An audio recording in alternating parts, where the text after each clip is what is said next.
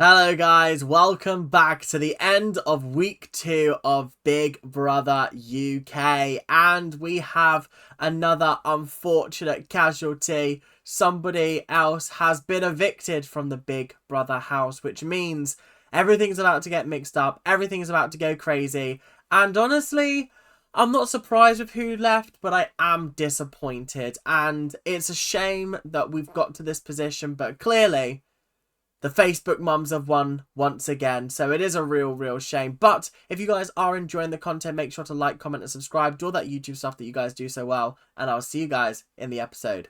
Let's go! So, we're going to start back on Thursday's episode when Izaz and Thomas were given the task of staying up all night to guard the entrance to Downing Street.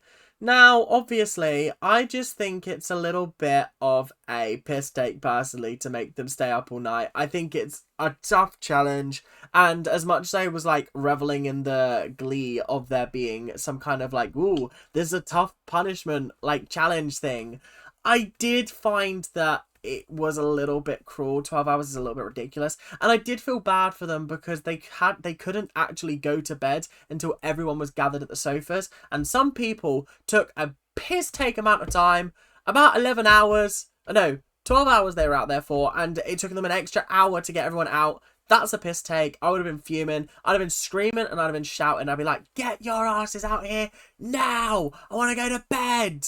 I've been fuming. But anyway, the government also had some very difficult choices to make, especially when it came to choosing whether or not to turn the hot water back on. They basically said no. They did not want to spend any money on this challenge, and that is absolutely hilarious to me. Kind of iconic, I can't lie. But also, I just feel like they could have easily given them an extra person to have overnight. We'll get onto that a little bit more later. And I also feel like they should have just turned the hot water back on. They didn't need to hoard all that money. I'm sure they ended the challenge with about £40,000. Still, a £40 million, sorry, still left over. Just a bit ridiculous, I can't lie. So guys, this is where it got a little bit naughty and a little bit toxic, because there was a Big Brother newspaper released into the house that basically exposed the government for everything that they've been doing, which was hilarious. First of all, they exposed the fact that there was a party the night before that was secret and kept from the housemates, which I thought was funny.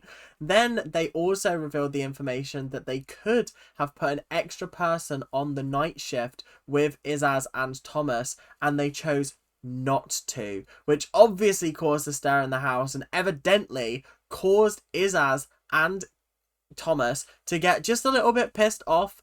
And there was some interesting things. They had like a Prime Minister's question area where they were like on a radio call and they had to answer viewers' questions or whatever. But it was basically asking Nathan, Khaled, Emma and Daze a series of questions that basically they wanted to know what the ins and outs of their impressions of people in the house are. So Nathan said that Izaz is a shit stirrer and that apparently Sarah is too nice. Khaled says that he doesn't want Lily to be head of household because he feels like it would be a very chaotic and crazy reign. And then last but not least, obviously Izaz was not happy to learn about the extra person that could have been on shift.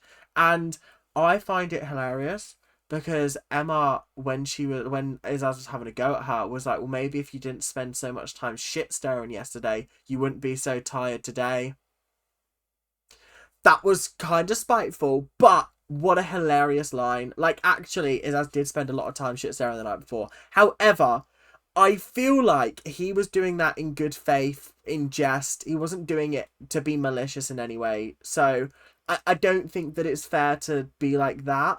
But also, if you're going to shit stir, people are going to get pissed off and people are going to think that you're game playing. So, yeah, you kind of got punished for that with this night shift thing. And then he's going to get punished again in a little bit. But we're going to get onto that right now. So the final challenge of the episode was a milking challenge. Which I know sounds really strange. But essentially they had to milk a fake cow, churn the milk into butter, and then package the butter. And then, like, that was it. It was a really, really odd and strange challenge, I can't lie. Like, I was not having the best time in my head thinking about how this was going to work. But it actually proved to be one of the most hilarious things I've ever seen on Big Brother.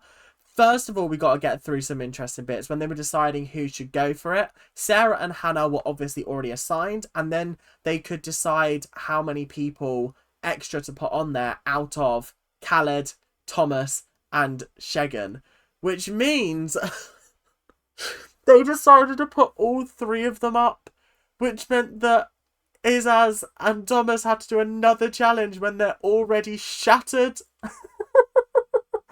Like, actually, I was laughing so much because they're both just so sleep deprived. So when they told them, they were like, actually, fuck off. No, stop. Actually, no. Izaz got so pissed off. And honestly, I would have as well. I'd have been absolutely raging and fuming. I'd have gone into Big Brother and I'd be like, what the fuck? Why would you do that to me? Why would you do that? Why? No thank you, good sir. But obviously when they went outside, Nathan was obviously informing them what they needed to do. And I think, who was next to Hannah? I think it wasn't Izaz.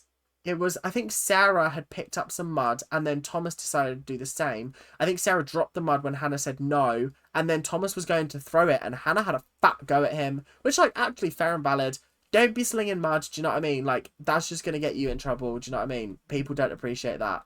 I feel like Thomas, he has done absolutely nothing this series so far apart from just fade into the background. And then the one chance he actually has to do something interesting, Hannah shuts him down. And I was kind of like, do you know what? She knows his place in the series, in the background. And that's absolutely fair and valid. I think he's the most boring person in the house currently. Even Shegan's got more of a personality than this guy. But anyway, the challenge itself was really, really entertaining. I had a fun time. The cow shitting all over the place was hilarious. Just spraying gunk on them. I was howling. This was one of the most fun challenges that I've ever watched on Big Brother. And big claps. This whole shopping task has been absolutely phenomenal. Like 10 out of 10. Very, very well done. Well played. Really, really entertaining. I'm happy. I'm really happy. I can't lie. So obviously the results of this shopping task were they passed. They did really well, which meant that when it came to shopping, they actually decided to just go balls to the wall and get what they wanted. 20 bags of Tangfastics, 140 bags of crisps. That's a lot of crisps. There's only, what, 15 people in the house? 15 into 140. That's about 5 bags. No, more than that. 6, 7 bags each? Maybe even more. It's 9 bags, which across a week actually isn't as bad as I thought it was going to be. So actually, fair enough. That's not that bad. But anyway, that was the shopping task done. Let's move on to some interesting and very potentially controversial topics. So I wanted to talk about Khaled and the whole Ali situation, because that's all done and finished now. But I find it very, very interesting that Khaled is actually proving Ali right in some weird ways. I mean, people are starting to pick up on the fact that he might actually be a little bit fake. Izaz has noticed that there's some conflicting energy coming from Khaled that makes him feel like, actually, like, who are you playing for here? Like, are you here to make genuine connections, or are you here to play a game? And I feel like that is becoming more and more apparent with every episode that I watch, because Khaled just does stuff that makes me go, that's odd. Like, wanting him to do a secret handshake with Ali, which was like, okay, that's weird, because you literally were talking about how much, like, you think that she's vilifying you, she's not very nice for doing this to you, and then all of a sudden you're busy mates the next day. Okay. And then also, when you look at later on in the next episode, he says something along the lines of like, oh, my favourite people in the house are like Ali and Lily. And I looked at him and went, the 2 people that have openly said that you're fake are the 2 people that are your favourites in the house right now. Does that not scream, I want to get people on my side? Like, it just doesn't sit right with me. And I think Khaled is starting to, not Khaled, Izaz is starting to work that out now. Especially because Izaz came out of the task being like, oh yeah, I tried to defend you, like not doing that task, but I got outvoted, when in fact it was actually Daze that was the one that was defending Izaz. I don't know. I think there is a little bit of game playing going on there. I'm not sure how to feel about it. His actions aren't matching his words, and I think that's my issue. So next up, we have the saga of Baked Potato and Nathan. Now, what's going on with those two? Well, they're falling in love. Woo! Well, essentially, yeah. They had a little cheeky snog after Lily tried kissing them both. And then everyone was like wanting the scoop on what was happening. Baked Potato was particularly drunk, and that did not help situations. And then obviously, what's his face ended up admitting it. Nathan ended up admitting it, like, inadvertently. And then there wound up a condom in the bed, which I found hilarious. But then everyone knew, so they got into bed with each other in the morning and had like a little cuddle, which was cute. But I do feel bad for them, because it does feel like Lily's kind of exposing them to the house by just constantly bringing it up. Apparently they had like a little conversation during the fire alarm about going to a winery or something like that, which I thought was cute. There's also been speculation about whether it's genuine, whether it's a showman's, whether it's like this, it's that. I would like to give them the benefit of the doubt and say that it is genuine. I don't think Nathan is a game player necessarily. I don't think he would want to play with someone's feelings like this just for the sake of a, like, I don't even know. I just don't think he would do something like that. But I could be wrong. I don't know what's going through the bro's head. So we just have to kind of sit back, wait, watch, enjoy. Take it week by week. Do you know what I mean? That's what they're doing. That's what we should be doing. Or even day by day. That's what we should be doing. So I don't think it's anything bad. I think it's hilarious how Baked Potato, I haven't said Rosie in like weeks. Baked Potato is sort of sitting there and being like, my mum's going to kill me because she's very left-wing, very socialist. And I find that hilarious because Nathan is the complete opposite.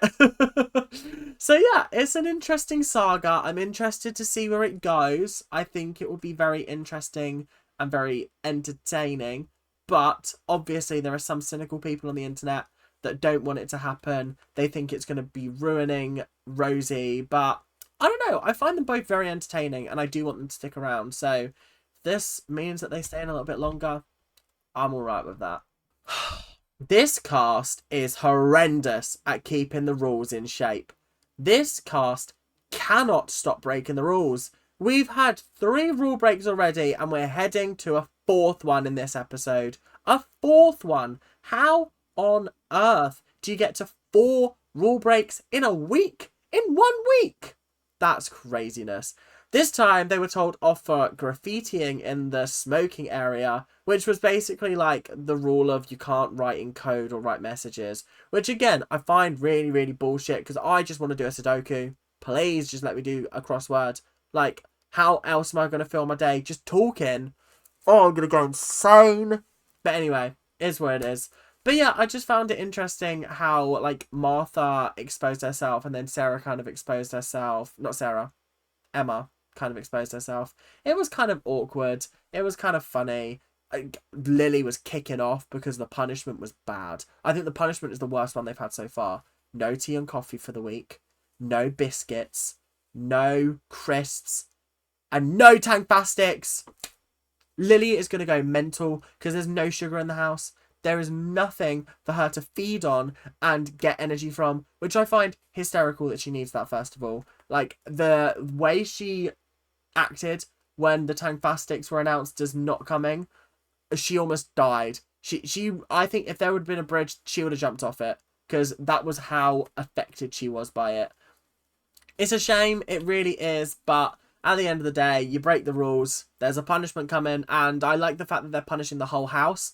It really does feel like Big Brother is on business this week. This year, even. Doing well. I'm impressed so far, Big Brother. You're doing well. 2 fantastic weeks back to back. Brilliant. And next week's twist, I'm liking it. I'm liking that the head of household is staying. I think that's a great, great idea. I think the head of house just really does add a little bit of extra pizzazz, if you will. A little bit of extra, je ne sais quoi.